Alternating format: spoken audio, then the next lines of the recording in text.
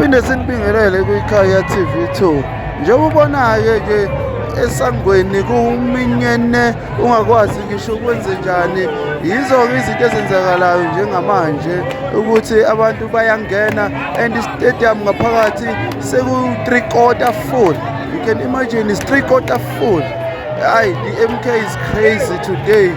I'm looking around all the gates are full and the stadium will collapse. I'm telling you, it's full. Sigcwele i-stadium ngendlela ungakazi uyibona. Hayi, abantu bafuna ukuzenzela into yabo. Hayi, awubukela amavidiyo lawa alandelayo.